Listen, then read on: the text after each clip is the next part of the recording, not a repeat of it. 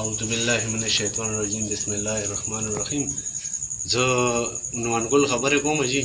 او دا ماشوم دی زما دا د بیت المال سکول کې دی او دی چې کوم دی نو لکه مطلب زمونږ دا ماشوم والو او دلې چې کوم دی دا لاس کرک کړی مونږ بیا ګیلې له ورلو چېرې لکه بل ماشوم یې والو نو په خطایي کې لکه دی وایي چې مونږ په خطایي کې والې بل ماشوم مو والو نو دی ولګېدو که نه جي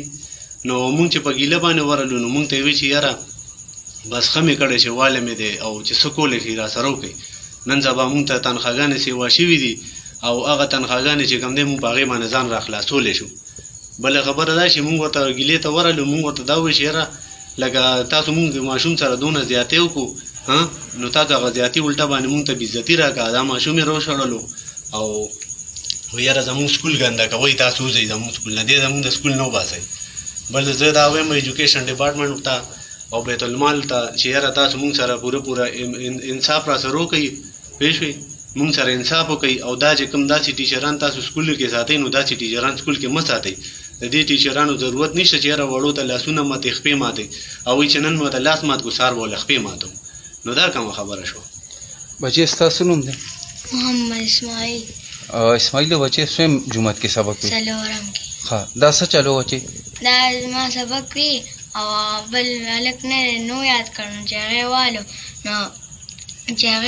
نو هغه لاس دې خوا کړو نو ما زی ووالم نو ما ته یې بیا دا مونو وایي چې خفه نه شي ما به ناخطه ووالې چې سبا مې پسې مور لاړه نو ما مور ته یې وایي چې دا ما په کس والو چې تاسو څه کولی شئ هغه وکړئ بیا دا ما مور له هم ډیکې ورکړې او مال یې هم راکړې چې شاوې سکول نه وځئ تاسو سکول ګنده کوئ. زه بله خبره دا کوم چې زه تاڼې والا چې دی نو هسپتال ته رالیږلم او هسپتال والا تاڼې ته رالیږلم نو زه مونږ چې فریاد چا ته زه وکړم زمونږ فریاد به څوک اوري دا پولیس والا زمونږ فریاد نه اوري تاسو نه اورئ نو زمونږ فریاد به څوک اوري. ډي پي او صاحب ډېره مهرباني وایي چې تاسو مونږ سره پوره انصاف وکړئ.